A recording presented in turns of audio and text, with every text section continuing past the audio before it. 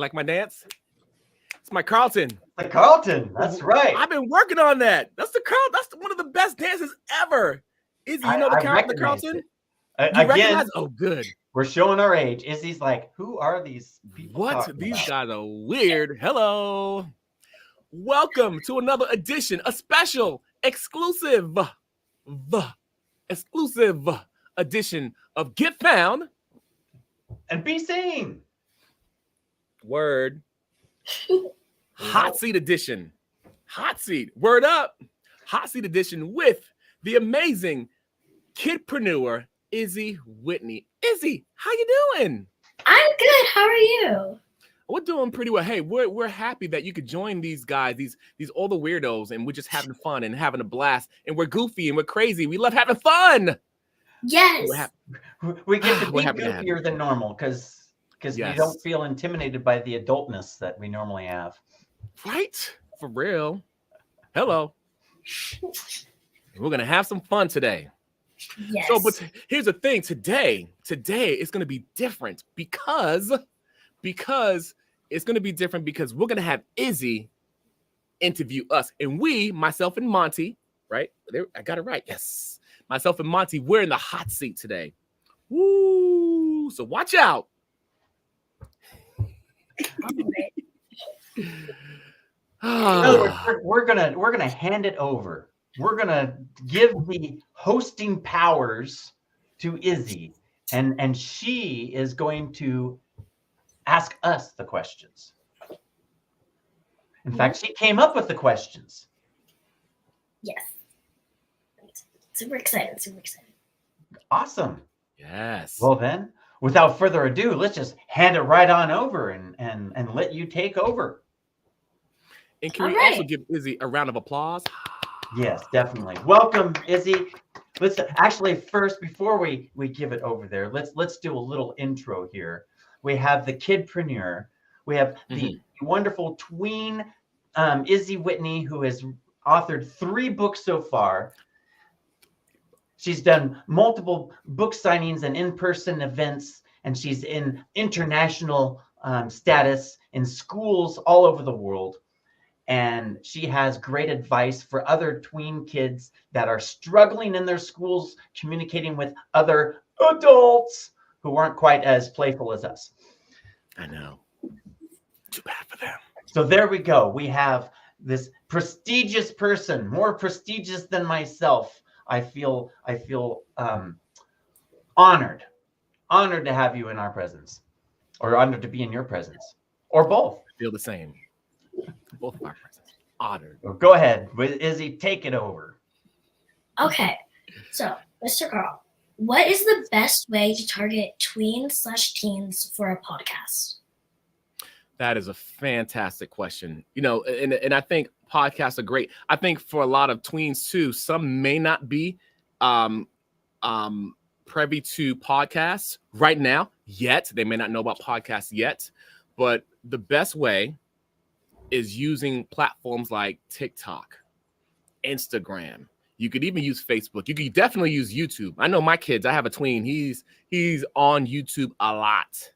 So, you know, using platforms like those platforms, the social media platforms, you definitely want to use those platforms.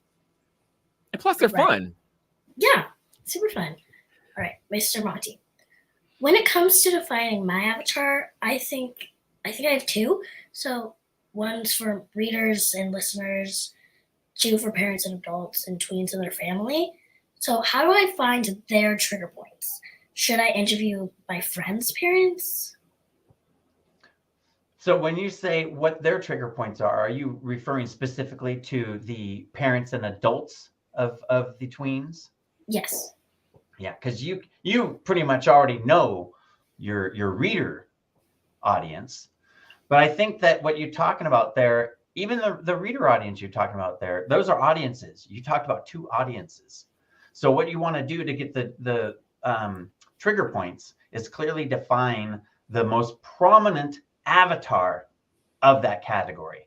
Because you're going to have, in the adult category, you're going to have direct parents, you're going to have step parents, you're going to have adoptive parents, you're going to have the uncles or aunts or other relations that aren't direct parents. You have friends of the family. So you have all these different adults that are going to look at the situation differently. So they're going to have different trigger points. So that's where defining, okay, which one am I going to talk to with this piece of content? It's not that you have to only talk to that person. It's that when you're writing some content to provide value, you can pinpoint down to that one. So yes, you would want to interview your friends' parents Okay. and get their viewpoint and know, okay, so this is from a parent's point of view. And there might even be some subtleties there. Maybe it's the stay-at-home parent versus the working parent. They may have different viewpoints on the situation at hand. Yes, thank you. That was a very good answer. Thank you so much. And Mr. Carl, what tools do I need to get started for my own podcast? To get started for your own podcast, it's ideal to have a microphone, but you don't need one, but it's ideal to have one. Some kind of audio platform, whether it's, Audacity or GarageBand. I heard some people are really good at GarageBand, by the way. You can use StreamYard too, because, podcasts is where it's such a cool time for podcasts. Some people are going live with podcasts like we are on right now. That's an option for you as well. But those are some great ways to get started. But to let you know, if someone really wanted to go basic, there's some people who do podcasts from their phones and they'll do it in their cars, which is pretty cool. It works. It all works. Whatever works best for you, looking at those options and then asking yourself the question, hey, what's going to work best for me?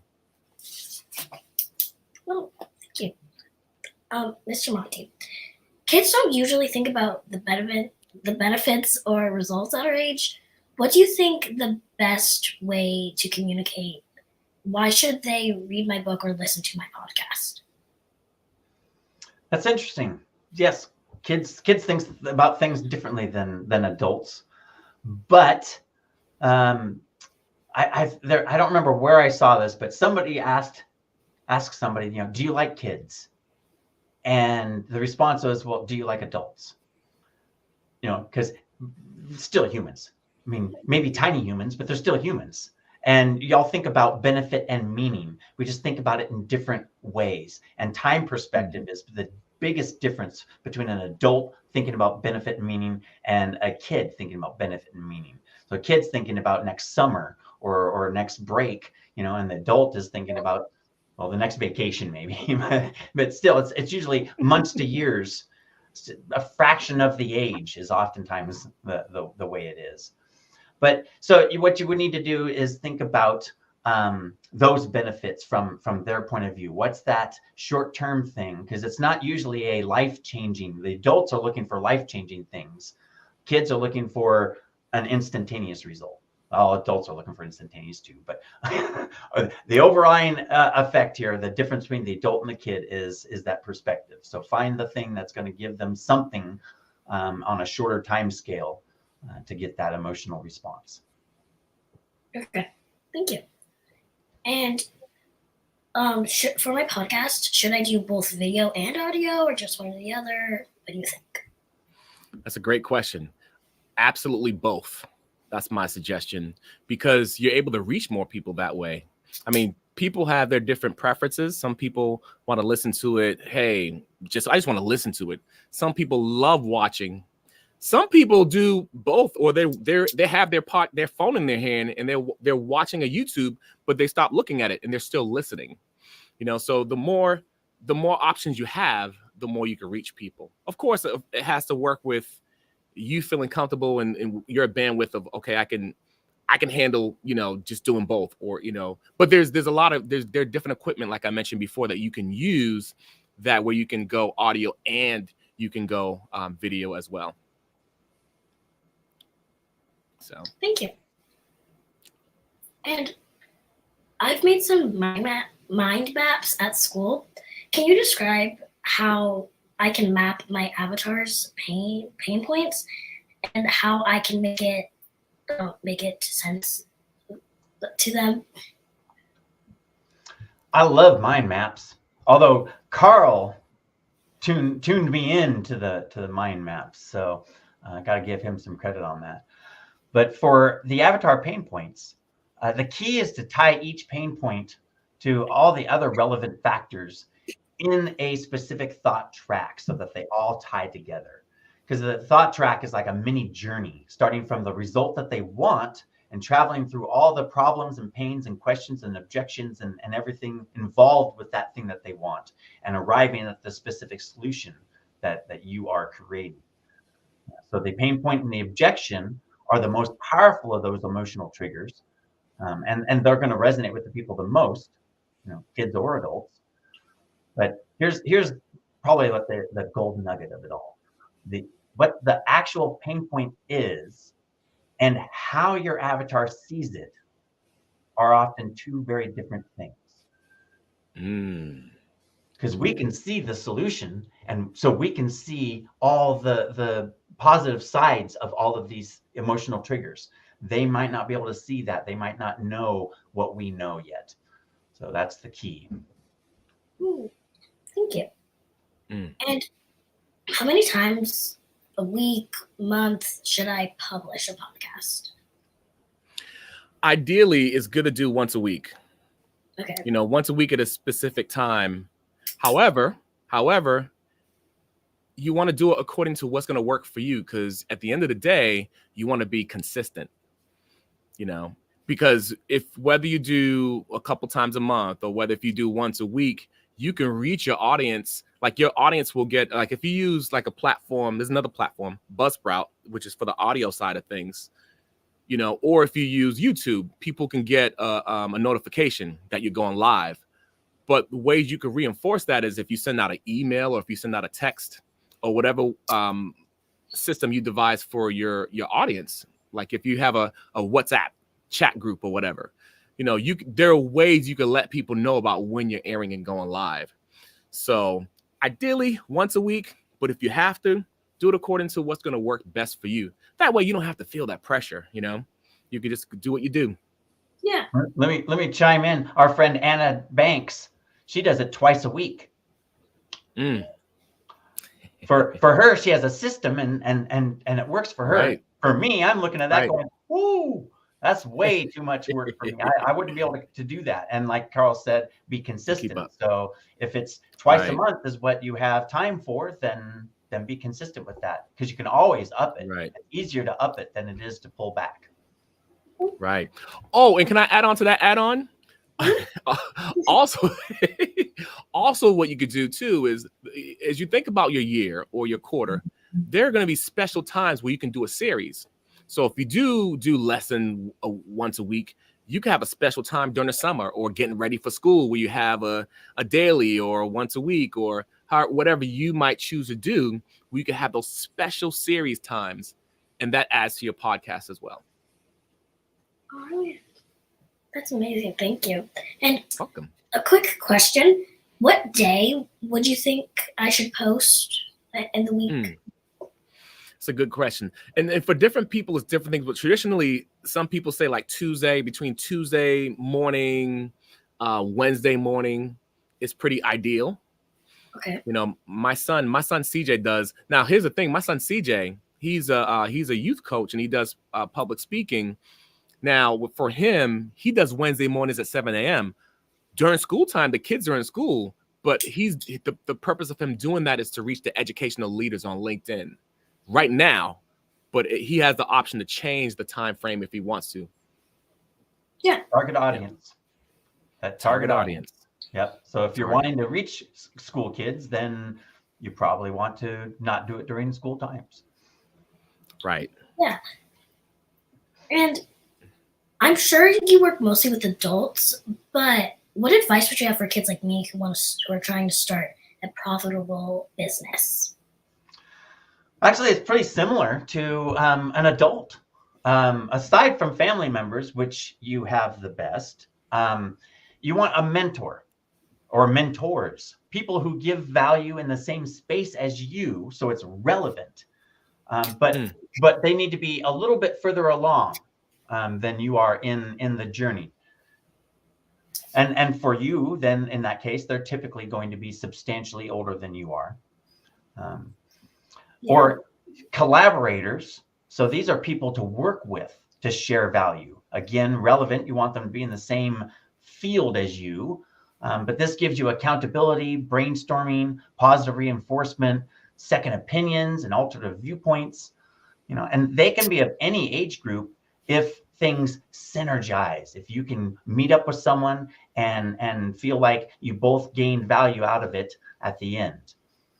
And then the third level of that is actual partners, people that you actually team up with to create momentum in your business.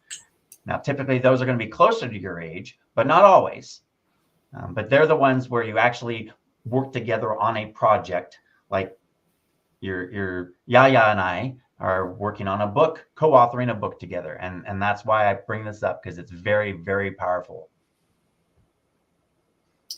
Okay, thank you. And what tips can you share to connect with my audience through the camera? I love this. The first thing I would say is that the cool thing is you're doing human to human contact. It's a relationship. It's a conversation. So when you look at it that way, it kind of relieves some of the stress. So looking into the camera is important. If you look into the camera and you're having that conversation, you see I'm looking, it's like we're talking eye to eye, right? So that's definitely a key thing. And I know for me, I love using hand gestures. Maybe, I don't know, maybe it's the dancer in me, but I love using hand gestures because it just, I don't know, endears me to people. And here's one thing, even with the hand gestures and things like that, I learned this as a performing artist. Like even before you walk on, if you walk on and did a public speaking event, or if you did a book signing for you, for example, and you walk to sit down at the table, before you go to that table, before you sit down, you're already communicating. So once you get on, you being a performing artist before, I used to, here's a joke that would run too. Like if we go on where someone might come on like rushed and disheveled and they're nervous, you could tell, right? Or someone could come on confidently and they're ready to go and they smile. They're telling you, hey, we're about to get started and I'm excited. So you're already communicating before you even say a word. So definitely conversation, your body language, make sure you're communicating in a way that's going to endear yourself to people, that's going to welcome people. And think about things that you do on a daily basis that's communication. You might do it. It might be dancing in your room, or it might be talking to a friend. Some of those simple gestures that you do, you could bring into your presentation on camera. And that's what makes you so unique. And that's what makes people, that's what endears people to you. So those are some tips I'd give. And have fun, most of all. Yeah. Having fun is very important. Yes. And do you think it's important to focus on your avatar's pain points or your solutions? Which approach is more effective? That's a great question, because both of those are well-known tactics. You can start with the solution and work your way the other direction. And that seems like it's easier to match up to your audience. If you already know what your solution is, then you can figure out who's the perfect group. The drawback to that is you might find out, oh, the perfect group doesn't exist, or the perfect group doesn't have any money, or the perfect group is so small that I have to do something different. So I think that focusing on the pain points, where you map out your customer journey ahead of time and then create the solution or solutions that help them in that journey, that one, you're identifying your avatar as you go instead of trying to figure it out after the fact. And well, that's probably the best part. You're doing it on the fly. So focusing on the customer first is like always telling the truth. Okay. Right? You don't tell a lie and you won't have to remember it. Well, focusing on the customer first, and you don't have to remember what you were doing or why you were doing it. It's just part of what you're doing. Okay, thank you. And I have 2 more questions, and if you want, you guys can answer them together, if you guys would like to do that. Okay. what tips can you share to connect with my audience through the camera? Tips, like kind of like what I mentioned before, but also what I could add to that is as well. It's interesting. I had one person in my audience say this to me. It's like he said, "Carl, when you speak to me, it's like you're speaking to my soul." So what it's like, I was like, that's deep. Oh my gosh. But it's powerful. Like at any age, no matter what age you are, we have that ability to be able to connect. So just have that mindset and strive to develop ways to have that mindset to connect. And kind of going to dive deeper on what I've mentioned earlier is that practice. You want to practice as much as possible, but be super intentional with your practice. So practicing in front of a mirror. If I practice in front of my mirror, it's kind of, for some people, that's uncomfortable. And to be honest, for me, sometimes it's uncomfortable as well. But it's cool because for me, that allows me and it trains my mind to take a pause, to breathe, to appreciate how I was created, and to smile and enjoy me. Because guess what? If I enjoy me, guess who else is going to enjoy me? Some other people will enjoy me. Maybe not everyone, right? I can live with that. But some other people will enjoy me. And I'm at the end of the day, I will be able to give them value. And then at the end of the day, that process for me of practicing in front of the mirror and thinking like that just gets me excited, because I'm able to give myself power when I'm training myself in that way. And when in the entertainment industry, I still dance, I still move, but practicing hours in front of the mirror and getting things right. I just went to see MJ, by the way, the musical last Saturday, and just looking at his process and how excellent he wanted to be. I don't need to be that intense, but I could take some principles from that and practice and pay attention to how I'm doing things and take notes, because if I'm able to do that, that excels in my growth, but I'm also able to help other people out as well. Make sense? Yeah. Yeah. And that plays right in where I just said, it's like, always tell the truth. Just be yourself. And yeah, my story on that is I knew a guy that told me, he said, I only wear a suit when I go into a job interview. So he's projecting a false image right off the bat. So I just feel like, hey, if you're going to present yourself in front of people, I'm always in a t-shirt. And if somebody says, man, you're just not very professional, you don't wear a tie, you don't have a suit, or it's just like, well, then you're not my ideal client. Mm-hmm. That's okay. Like Carl said, I can live with that, because there'll be other people that are like, cool, he's not stuffy in a suit, he's relaxed in a t-shirt and jeans. That's my guy. Mm-hmm. Monty, give them a t-shirt. They'll come over to the t-shirt side, perhaps. I gotta get some new t-shirts, but still gonna be t-shirts. Boom. Izzy, do you mind as well? We have a guest also had a question. Well, she had a comment too. She says, Parakita says, hey, Parakita. She says, I encourage my girls to have positive energy in voice, brightness of tone, and presentation. And that's good. That's good to add on to that too. Yeah. And I think voice is important too. I think that's what you're talking about, Parakita, because there's tone physically as well. The choreography of me says that. But the way you speak and the way you project is important too, because the more you're used to your voice, the more you may not be like, oh, excuse me, hold up, wait a minute. And then that there could come that temptation that could take away from your confidence, so you want to be able to project vocally as well. And having a mic can help you with that too, or not. You don't have to have a mic, but vocally projecting yourself as well, that plays part, because people could see your reaction to how your voice came out. So the more you're prepared with it, the better. And I see you have your beverage, so that's a good thing. That's a good thing for sure. Yeah. Yes. Okay. And for the last question, I would say I'm pretty confident, but how can I show that on screen? It's a great question. If you could, And here's a balance. I've been thinking about this a lot too, because I work with different people in different arenas as far as their physical presence. As you're practicing, as you're getting ready, as you're in front of a mirror or on camera, watch yourself practicing this and study yourself. Like one of the things I have for me is, and I'm always striving to get towards this, as I practice, I want to watch myself the most because I'm studying other people out, and we're always consuming content. But if I study myself the most, I'm gonna know me like, oh my gosh, I really know me. Like we know ourselves, right? But the way you study yourself, because as an instrument, you're able to be able to know yourself more, and that just makes your confidence exude, and that comes right through the screen. So for sure, you definitely want to do that.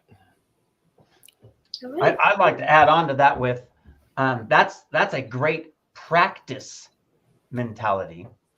But when you go into the hit record or I'm now live scenario, I think it's wise to stop thinking about or analyzing you at all. I think the key there is to flip on the switch of value. You have a message, you have value to present to the world. That supersedes anything else. If they are gaining value, they will overlook that you said 14,000 times. They will overlook that your hair is disheveled. They will overlook that you're parched and you need to take extra drinks. You don't need to be perfect. So the confidence part comes in. Right. I know what I'm talking about. I'm providing you value. If you think I look funny, then you're probably not getting any value. I'm sorry for you. Yeah. That's my confidence. Just be myself. Right.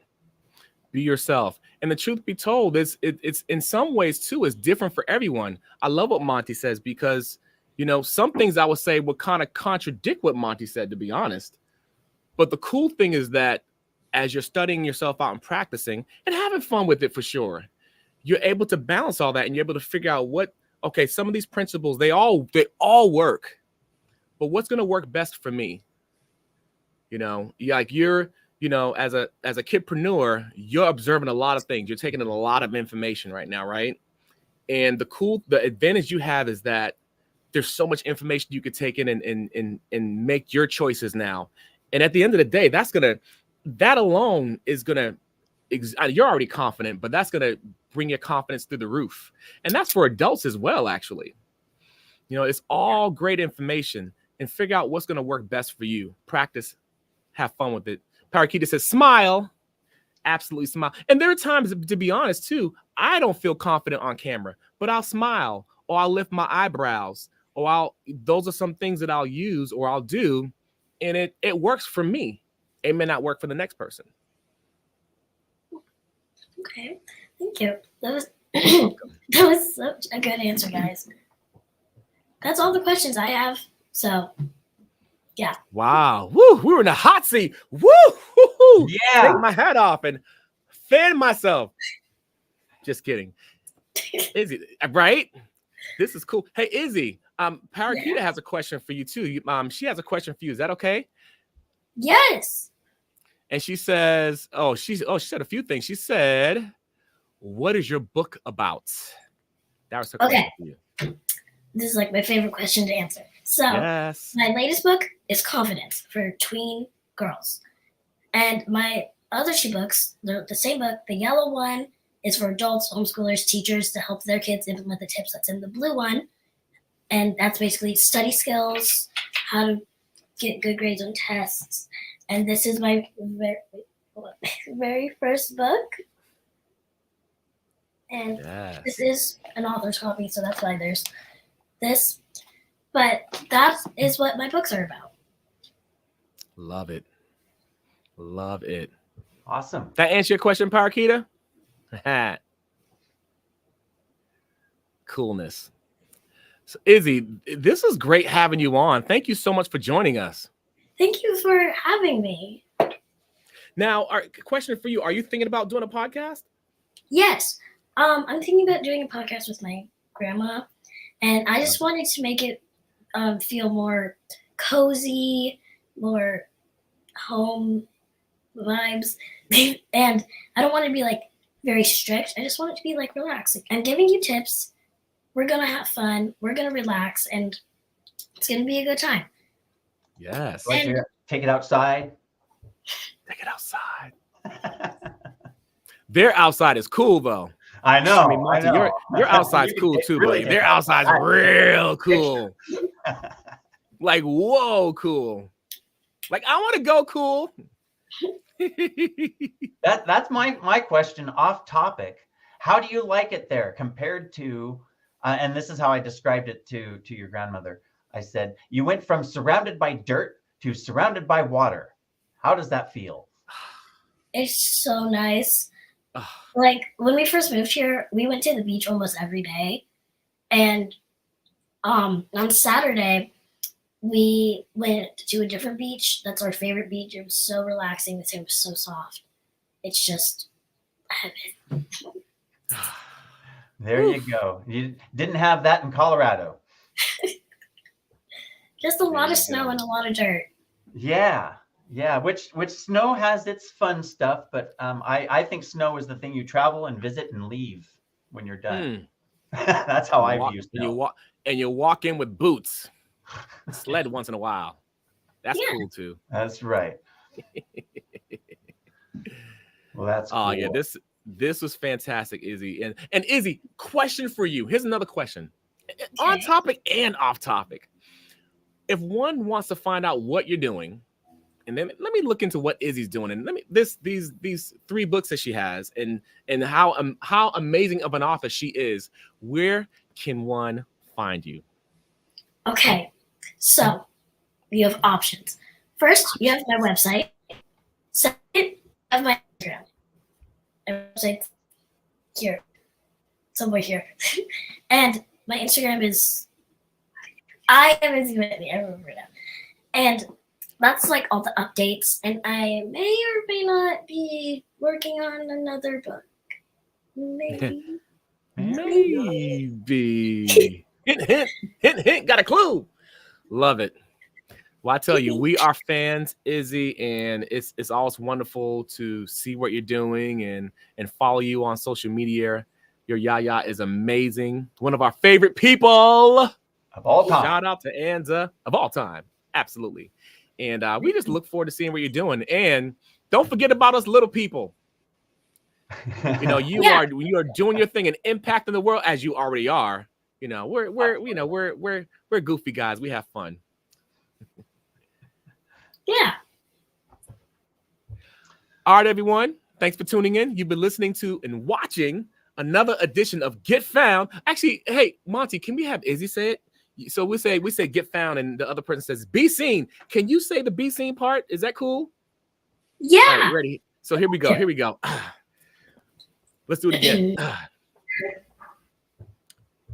All right, everyone. You've been watching and listening to another edition of Get Found. Be seen. Boom. We'll talk to you soon. Thanks, everyone. Bye.